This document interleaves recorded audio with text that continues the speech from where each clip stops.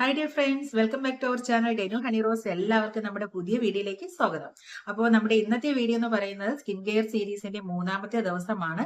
അപ്പോൾ കഴിഞ്ഞ 2 വീഡിയോയും എല്ലാവരും കണ്ട് ഇഷ്ടപ്പെട്ടു എന്ന് വിശ്വസിക്കുകയാണ്. അപ്പോൾ കാണാത്തവരാണെങ്കിൽ പോയി കാണുക.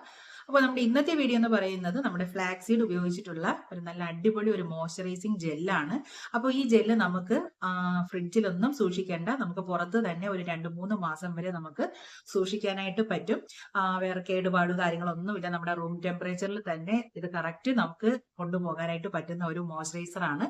അപ്പോൾ മാത്രമല്ല സ്കിന്നിന് നല്ലൊരു ഗ്ലോ കിട്ടാനും അതുപോലെ തന്നെ സ്കിന്നിൽ ഉണ്ടാവുന്ന പിഗ്മെന്റേഷനെയൊക്കെ കളയാനും അതുപോലെ പിമ്പിൾസ് മാർക്ക് അങ്ങനെയൊക്കെ ഉള്ളതൊക്കെ റിമൂവ് ചെയ്യാനായിട്ട് നന്നായിട്ട് ഇത് നമ്മൾ ഡെയിലി യൂസ് ചെയ്യുമ്പോൾ തന്നെ നമുക്ക് റിസൾട്ട് അറിയാൻ പറ്റും. സ്കിന്നിന് നല്ലൊരു ഗ്ലോയിങ് കിട്ടും.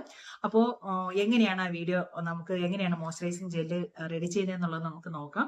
അപ്പോൾ വീഡിയോയിലേക്ക് പോകുന്നതിന് മുന്നേ നമ്മുടെ ചാനൽ ഫസ്റ്റ് ടൈമാണ് കാണുന്നുണ്ടെങ്കിൽ ചാനൽ ഒന്ന് സബ്സ്ക്രൈബ് ചെയ്യുക. സൈഡിലൊരു ബെൽ ബട്ടൺ ഉണ്ട്, അതുകൂടി ഒന്ന് പ്രസ് ചെയ്യുക. അപ്പോൾ നമുക്ക് എങ്ങനെയാണ് മോയ്സ്ചറൈസിങ് ക്രീം ഉണ്ടാക്കുന്നത് എന്നുള്ളത് പോയി കണ്ടിട്ട് തിരികെ വരാം. അപ്പോൾ നമുക്ക് മോയ്സ്ചറൈസിങ് ക്രീമിനായിട്ട് നമ്മളിവിടെ റെഡി ചെയ്യാനായിട്ട് ഇവിടെ അലോവേര ആണ് 2 ടേബിൾ സ്പൂൺ എടുത്തിട്ടുള്ളത്. അപ്പോൾ അലോവേര ഞാനിപ്പോൾ വാങ്ങിയിട്ടുള്ള അലോവേരയാണ്. അപ്പോൾ നമുക്ക് വാങ്ങാനായിട്ട് കിട്ടും. അപ്പോൾ അത് വാങ്ങിച്ച് നമുക്ക് ക്രീം രൂപത്തിൽ എടുക്കാനായിട്ട് നമുക്ക് വാങ്ങുന്ന അലോവേര ആയിരിക്കും കുറച്ചുകൂടെ ബെറ്റർ എന്ന് പറയുന്നത്. പിന്നെ അതിലേക്ക് ഞാൻ 2 വിറ്റാമിൻ ഇയുടെ ക്യാപ്സ്യൂളാണ് ആഡ് ചെയ്തത്. അപ്പോൾ വിറ്റാമിൻ ഇയുടെ ക്യാപ്സ്യൂൾ കൈവശം ഇല്ല, വിറ്റാമിൻ ഇയുടെ ഓയിലാണ് ഉണ്ടെങ്കിൽ അത് ആഡ് ചെയ്യാം.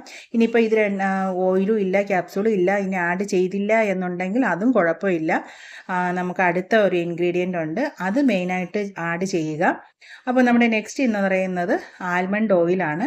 ആൽമണ്ട് ഓയിലിന് പകരം നമുക്ക് വേണമെങ്കിൽ കോക്കനട്ട് ഓയിൽ നമുക്ക് ആഡ് ചെയ്ത് നമുക്ക് നന്നായിട്ട് മിക്സ് ചെയ്യാവുന്നതാണ്.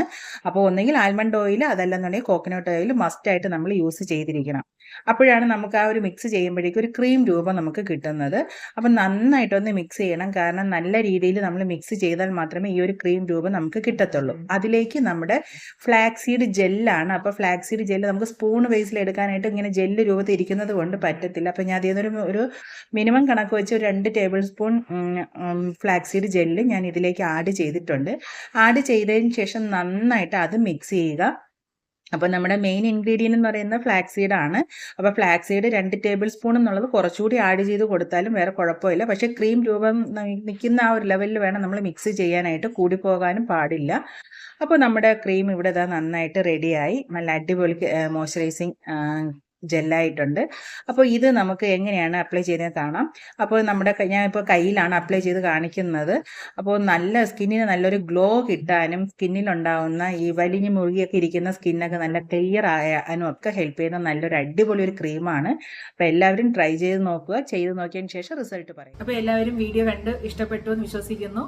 അപ്പോൾ എല്ലാവരും റെഡി ചെയ്ത് നോക്കിയിട്ട് റിസൾട്ട് എന്താണെന്നുള്ളത് തീർച്ചയായിട്ടും കമന്റ് ബോക്സിൽ പറയുക. നല്ലൊരു റിസൾട്ട് തന്നെ നമുക്ക് കിട്ടും. അതിന് യാതൊരു മാറ്റവും ഇല്ല.